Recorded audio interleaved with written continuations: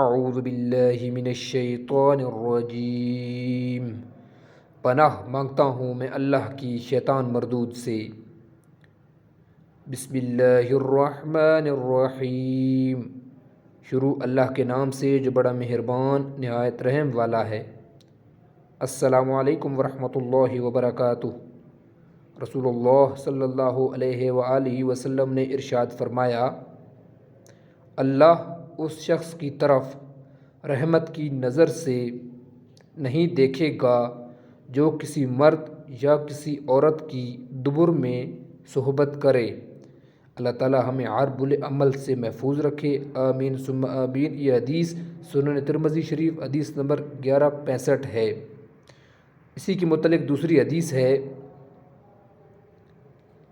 حضرت ابو ہریرہ رضی اللہ تعالی عنہ سے منقول ہے، رسول اللہ صلی اللہ علیہ وآلہ وسلم نے فرمایا، ملعون ہے وہ شخص جو بیوی سے دبر میں مباشرت کرتا ہے۔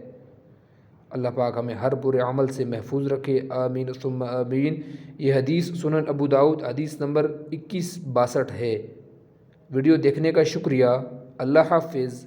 السلام علیکم ورحمۃ اللہ وبرکاتہ۔